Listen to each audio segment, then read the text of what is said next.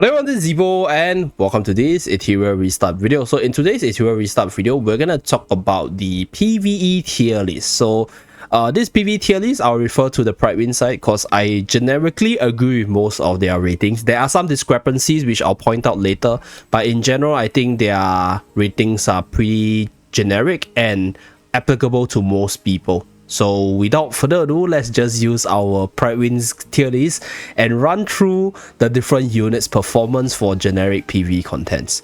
So before we start, I think it is important to classify what is generic PvE. So in this rating itself, I'm not going to talk too much about the tiers. So T0, they are basically the best of the pack. T0.5 is very close to T0, but like they are not the best. They are like, if you don't have T0, you can use T0.5, and then T1 is basically very strong units that can find some use. T2 and T3, I guess, is like niche characters in a certain sense, and then T4 and T5, they are the not so usable or generally weak characters. So for this tier list itself, right, I think for them, they split up the different threshold bosses as well as generic PvE. So for generic PvE, I think I'll classify it as event characters or event game modes, as well as all the PvE contents that are not bossing related. So your farming stages, your story progression, which I think most units can clear through, as well as obviously all the different events. So just generic, like generically how good the unit is in terms of doing PvE content for this part of the tier list. So that's a disclaimer, and without further ado, let's start with the T5 category first. Okay, so weakest of the pack. Pardon me because I'm a little bit under the weather, so might actually pause the video or maybe cough a little bit throughout the whole video, just a disclaimer. So for T5, we have most of the R units except for Kachi the Guard, as well as number 41. So I think most of the R units are self-explanatory. Like they're understated, they're underused, and you just have better replacement in the other categories. So the advantage that R units have over the SR or SSR units is that it's a lot cheaper to actually upgrade their prowess. So this is where units like Kachi the Guard, as well as number 41, where their skills are not that stats reliant, is very useful in the current stage of the game, because number 41 is a heal as well as a turn meter manipulation, which is a flat value, and then Kachi the Guard is a buff as well as a taunt. So all these are not that stats reliant. So being an understated group, these two units are generally more usable because of I'll say like the no need for stats on them. So that's why they are here. They're on a higher tier. They are to a certain extent usable, whereas all the other R characters are not as much. Although I'm a big fan of Ashu, but I do think that Ashu is a unit that requires a little bit of build up, at least in terms of speed as well as effect accuracy, to get the DOT through, and you still need your DOT team to develop. So that's why they are here. Now for T4, there's Kazami Kazuyo. So my thought about Kazami Kazuyo is that this unit has a little bit of everything, but there are just other units that does it better than her and is faster than her. But recently I saw or just earlier today, right, I saw a Kazami Kazuyo combo with Arisan, and I thought to myself, hey, actually this unit might be decent with some shell cycling abilities. So like this foresight vision right here gives you a speed up, 3 turn speed up, by the way. It's quite good, it's very sticky. So this gives you that 1 turn cooldown on all animals and shell skill CD. So animal CD reduction is not uncommon. There's quite a few units which can do that, but shell skill CD is actually something that you can think of for some crazy shell combo shenanigans, because shell is an important part of the game and some shells has insane abilities. So interesting to see this unit actually rise up. But right now, I think if you were to sort of base it off like the current performance of this unit, I guess T4 is fine, but generically speaking, I think this unit could be a little bit better than RC77, because like I feel that AoE cooldown reduction as well as AoE shell CD reduction is actually really sick, and for that ability alone, like bar all the other weak abilities of this unit, should warrant this unit at least a T3 or T2 usage, or T3 T2 rating. So that's for Kazami. Personally, after much thought, I think shells are very important at this stage of the game, so maybe a little bit higher. RC77, yeah, not so good. I guess Oboro as well as Sutomo as well as RC77, they are usually grouped in the same tier, because this this is a bleeding plus some defense down, so like it's very weak ability because there's other units that does the same thing and they're a lot better. And then Sutomu is stats removal as well as dispel, so PvP centric, but honestly speaking this unit is just bad in general. Then RC77 as well, so like grouping them in the same tier is okay. And then Kachi the Guard is a rare R character that's usable, but obviously you have better choices, so T3 for him is okay. So I think Kazami can actually be the same tier as this unit if you look at her general power level, because I don't think she's worse than them. She is definitely niche for sure, but the ability to reduce the skill cooldown of the animals as well as the shells could potentially make her a lot better with more combo discoveries. So for now, T3 for Kazami, but maybe better in the future. So that's for this tier list. Still not highly recommended to invest first because you have more important SR units in general. So moving upwards to T2, yeah, number 41 is very not the strongest but usable. So like T2, I'll say it's like their usable tier, so I'll just call it the usable tier. I think 41 is usable. It's not very stats reliant, easy to build up in terms of the skill side, so very usable as a sustain. Viper, okay, fine. If you really want to use this unit, it's usable. There are some debuffs you can do with this unit, obviously not the best. Generally speaking, most of these units here you will find some use for them. Like Victor, you can use it as a DPS, Checky the Guard as a buffer as well as sort of like a protection for the unit. Celine's shielding as well as debuff. Kraken has the ability to AoE freeze. Kraken is, I'll say, like mentioned on their tier rating right here, a lot better for PvP as well as Doki Doki. So generically speaking, I guess Kraken's ability is not the strongest. It's a very sort of like very specific to specific contents kind of character, but it's insanely strong in those very specific contents. So I'll group him higher there, but I do agree that he's just a generally usable for like event type of character.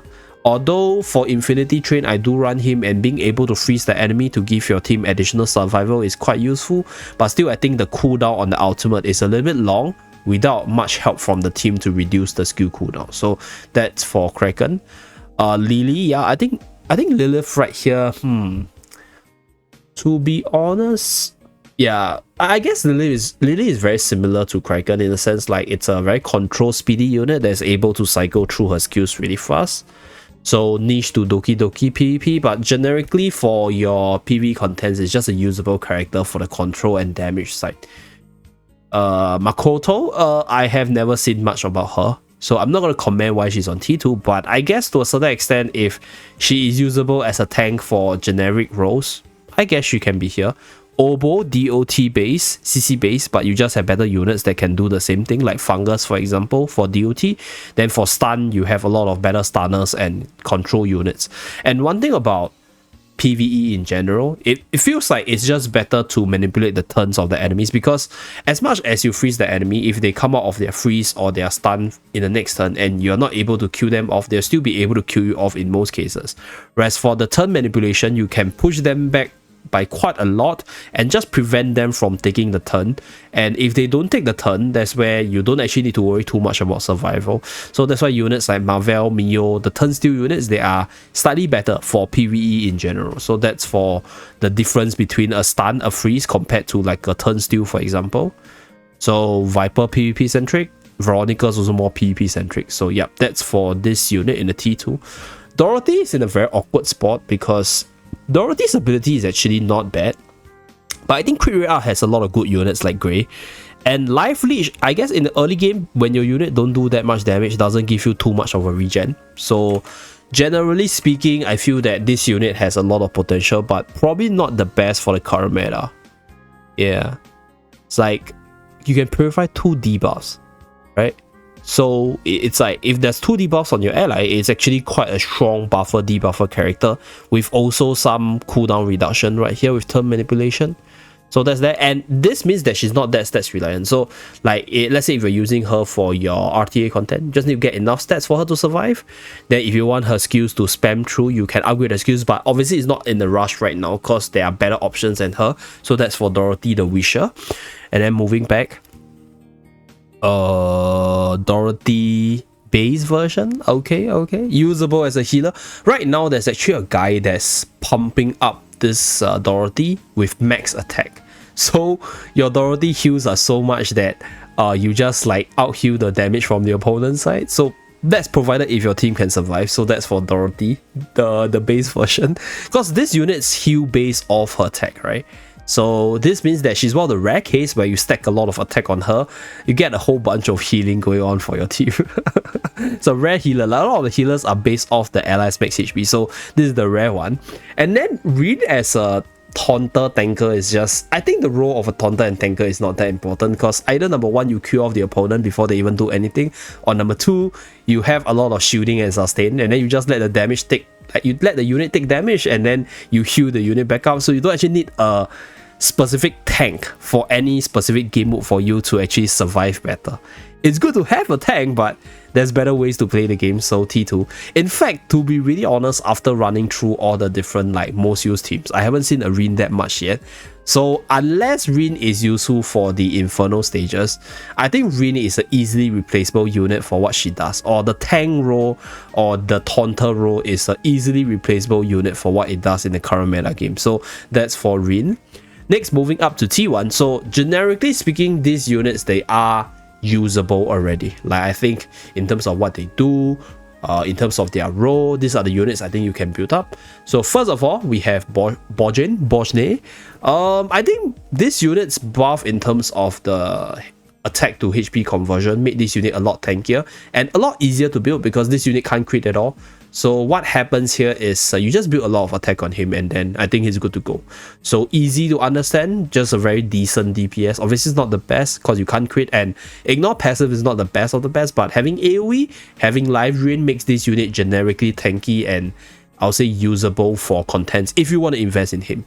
But the thing about this unit is because Rosa is up there, very strong unit, and Shada right now is starting to see more use. This unit is competing with two other odd units for the main carry role, so probably not the best in terms of optimization or prioritization for your investment. So that's for Bojin. Fungus, decent damage dealer. DOT is a decent damage source over time if you're able to get a lot of stacks on it, and obviously you can combo him with Sanya. So there are players that are using Fungus in the PvP side, and then you just run a whole bunch of healers. You just like throw the DOT and then you just let the opponent take down, whereas you just heal your whole team up. So I think it's a legit strategy, and right now being able to like combo with Sanya for easier farm for all the different dungeons with your DOT team is definitely an added plus, right? And it's not just the boss dungeons. You can use your Fungus for all the shell dungeons, most of the shell dungeons except for Sharon, in terms of the red color shells itself. So definitely a decently usable character. This is he will be a lot better if DOT is much higher, but I guess it's fair to put him in T1 and usable and very short if you're building DOT. So Chloros turns out to be a surprisingly good damage dealer. I guess to no one's surprise, because his damage values actually got buffed up a lot. So in a situation where you can keep him alive and use his damage skills multiple rounds, I think, yeah, very fair to put him in T1. That is provided you can keep him alive, because Chloros is generally very frail without much defensive skill on his own. So yeah, that's for Chloros' case in terms of the carry usage. So Lien as a beginner carry that most people should have, I think at this stage is still decently usable because of AoE coverage, because of great single target damage. If you fulfill the skill maximization condition for Lien, so pretty decent stuff, still usable. I think Rimocha right here deserves to be a little bit higher. So let me explain why. Because I think Rimocha is a unit which is not just good for Doki Doki, not just good for PvP, but if you were to look at her general kit, she does have the ability to stun, right? She does have AoE, and she also has the ability to self-recover. So she does have some ways to keep herself healthy. She does have some ways to sustain herself in a long drawn-out battle, and at the same time having the ability to reduce her own skill CD if she's able to kill. So in a lot of PvE contents, you're facing a lot of enemies, and this is where being able to kill each and every one of them one by one and reducing your skill CD to cycle through your skills and then proceed to kill them even faster is actually a lot better than what most people think. As much as this is a stereotype that Rimocha is only good for Doki Doki, I do think that generally speaking, right, if you have a built up Rimocha, she can easily carry you through most of the farming contents as well, except for those that the affinity is not as good. So that's for Rimocha, okay? But I think if you're building Rimocha up, right now for the current stage of the game, Hoyen and Holden is not on this list yet, but Rimocha as a green carry is probably the best because she has single target, and the single target can translate to AoE, which is good for mob clearing, which is good for faster farming and stuff. So I guess she can be T0.5 for generic PvE contents. Although in this list they actually grouped Rahu to be higher. So Rahu I think is interesting because the thing about Rahu in my honest take is I think Rahu is a strong unit. So if I were to grade Rahu as a unit for what he does, T0.5 is worthy. So he's a decent unit that's able to do a lot of damage while sustaining, and at the same time being able to sort of outsmart your opponent in terms of drafting for RTA is an added benefit for this unit. From a PvE perspective, Rahu's damage output can actually be pretty substantial because of his ability to reduce the defense of the enemy, his ability to follow up attack with the passive, the ability to do AoE damage, which is quite a big value with his defense, and him having a good defense means if you have a lot of defense stats on this unit, the damage output of Rahu can actually be really optimal. So comparing between Rimocha and Rahu, I guess it really depends on the amount of resources you can get up, because I think for Rimocha's gearing side of things, she is more transferable because you're probably going to build attack, you're probably going to build crit rate, you're probably going to build crit damage on her. Whereas for Rahu's case, it's mostly maybe defense, speed. The crit rate as well as the crit damage part is okay, but in most cases, the gears that are good on Rahu might not be usable on a lot of the other good carries. So to be really honest, I can actually put Rimocha up there because number one, her gears are more transferable. Number two, she can also do decently for the AoE side. And I think generically speaking, the self-sustain, the AoE, the control that she's able to offer makes her generally versatile in terms of the role portion. So that's for Rimocha. So I agree with Rahu's positioning, but that is provided you are building Rahu the right way of Rahu. So this means that, hey, maybe your best gear for Rahu might not be transferable to other units, right? It's subjective. It really depends on how you build up your account. So that's that for the Rahu vs Rimocha comparison. Sanya is T1. I don't think so. I can safely say that Sanya, other than Sharon as well as Aurora, can be used for every PvE content. So I think even though she got nerfed, she's still easy T0.5. Yeah. Rin the Unbolt, I mean, if I'm building her, it's mostly for PvP because it's a lot of speed, and speed is not necessarily the key thing for PvE contents. So that's that. But I guess if you are just classifying her as usable, yeah, because I think Victor is a lot better as a damage dealer. So if your Victor got nerfed and got bumped down there, I don't know why I want to use Rin for PvE contents. If I'm building her more for PvP. I could be wrong, there could be some hidden tech with her, but I think speed down is not something that you would actually consider that much for PvE in general, right? So that's my opinion about Rin. This one is, I'll say it's T0, right? Because Sanya easily still carries you in most content if you have your DOT team up. So that's that. If they grade her because of her limited team builds itself, then Rahu should actually be lower because Rahu's team build can actually be pretty niche. You need to build a team that buffs up defense to buff up your Rahu's damage potential. So Sanya, if I were to just grade her for what she can do in terms of farming, in terms of just pushing through contents, should be definitely higher. So next one, we have Kazuyo the Reverie. I guess it's okay.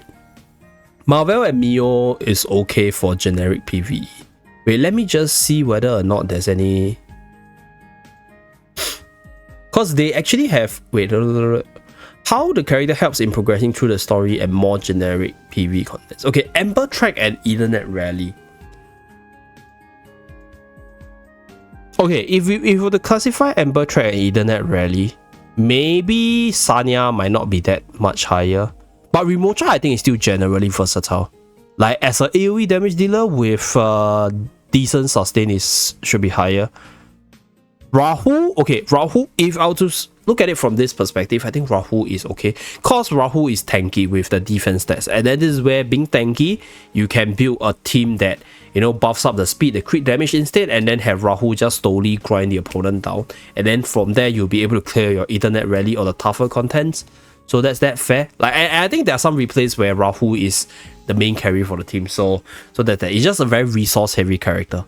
So okay, Rin the Unbolt though. Is anyone actually using her for much of those contents mentioned earlier? Probably not. Like, I would actually put her a little bit lower. Sanya, I think, okay, if I were to group her in terms of like other contents, maybe T1. Because like there are a few contents that are DOT immune other than the farming dungeons. So yeah, okay, fine. Marvel, Kazuyo, and Mio, okay.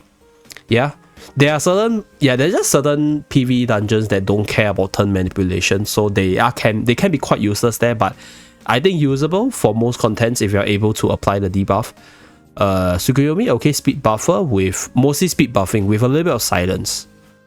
Buff as well as dispel, okay. Buff as well as dispel, okay. Healer, okay. So I think all these units, I think they're just generally okay for what they do for their role. Healer, buffer dispel, turn manipulator, control, delay, whatever. The only thing which I kind of disagree is Rimocha. I think Rimocha can be T0.5. Shadow Sanya, if I'll just consider her shell farming potential, or like just most dungeon farming potential where DOD can go through, I think she's also T0.5.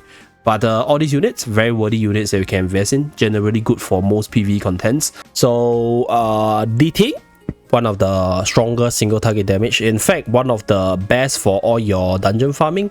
But if I were to grade him on the PvE perspective, I guess if you're using him for all the single target bossing contents, he can be quite sick, cause like the only weakness of his ability is that he's single target based. So if the second ability don't fall on the right target, his damage output is greatly reduced. But other than that, if he's able to pull through the full combo, which is easy if there's only one target, then he's gonna carry you quite hard for most of this game mode. So yeah, fair to be in T0.5.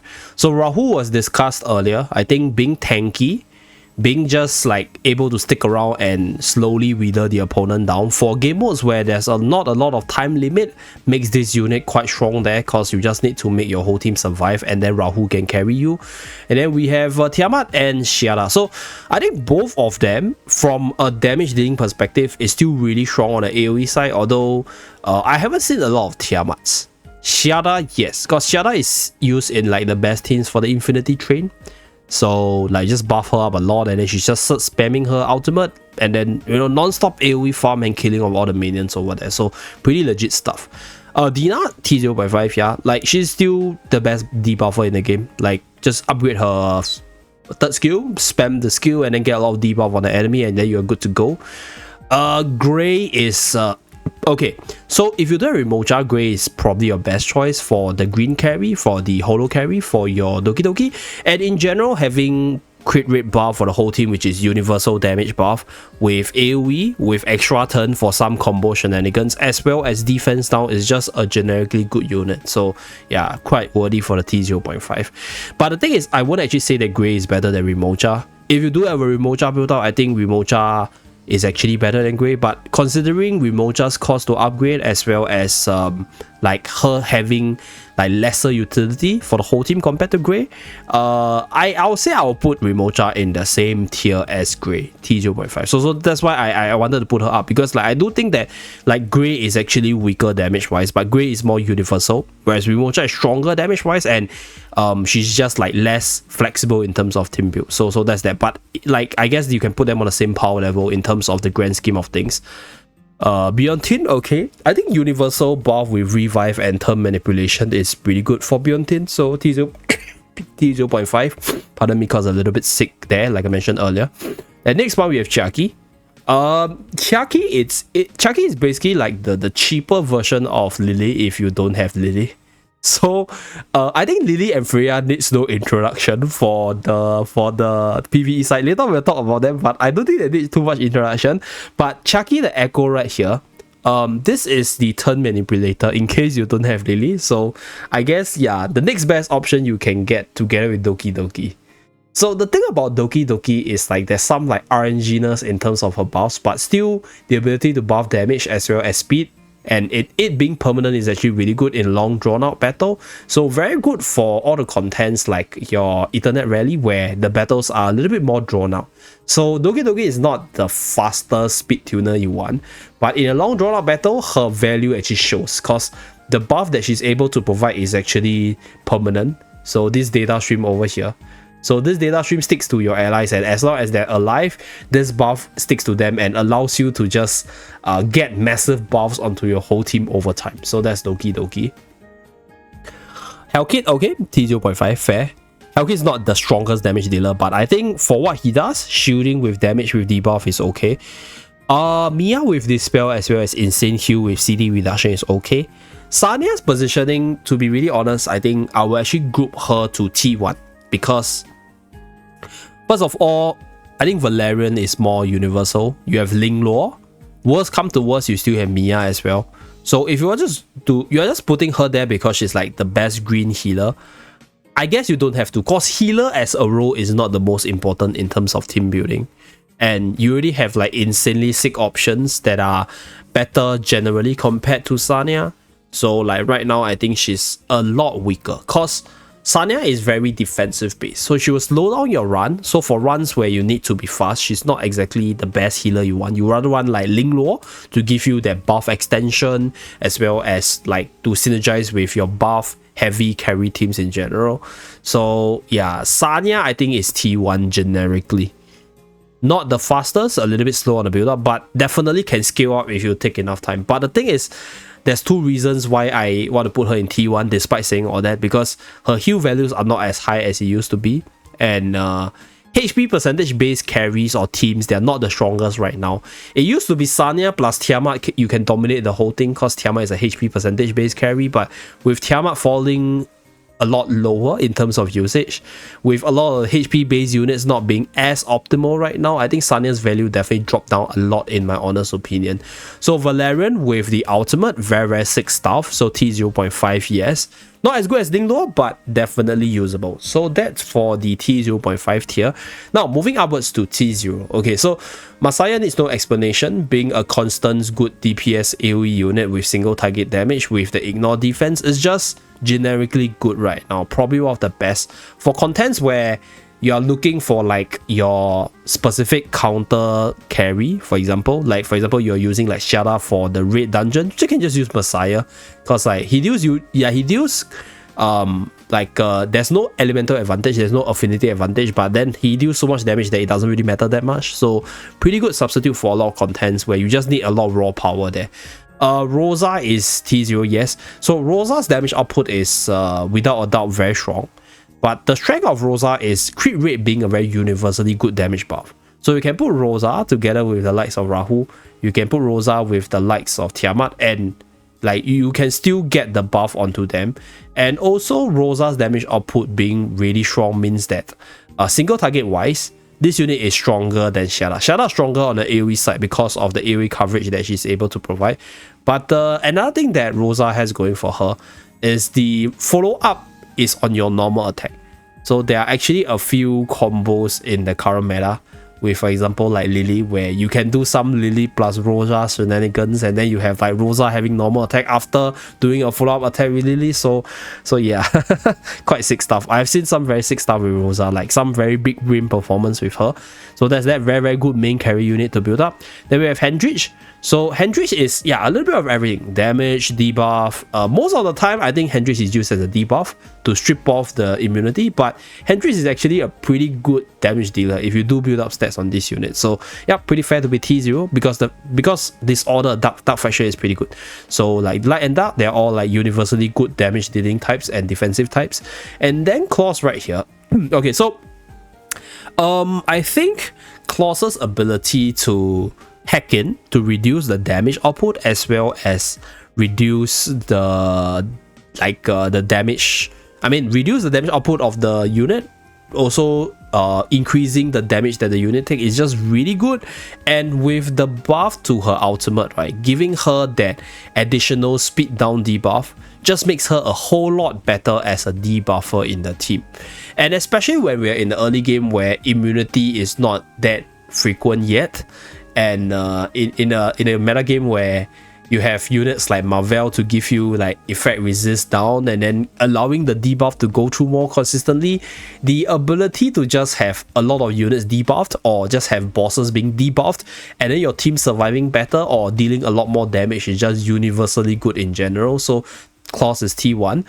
Freya and Lily, I think they don't need any introduction because turn manipulation buff, debuff, and just running through the whole fight faster is just really good with Freya. Also requires very little investment to work. Lily, on the other hand, requires a bit for the speed side, but if you're able to do it, speed buff, crit damage buff, follow up, cooldown reduction on your main carry, and then her plus your hyper carry can actually easily carry you through a lot of contents in general. So yeah, T0 for sure. And Linglor is definitely the best T0 sustain unit right now with the ability to extend the buff, cleanse, as well as do a whole bunch of healing.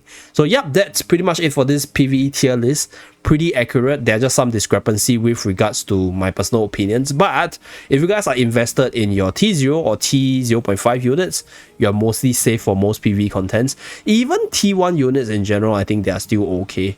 Yeah, like they are definitely usable in the long run anyway. So that's pretty much it for this tier list. Let me know which unit you have invested in, whether or not this tier list is something that you agree with, and I'll see you guys again in my next Etheria restart video. Bye guys.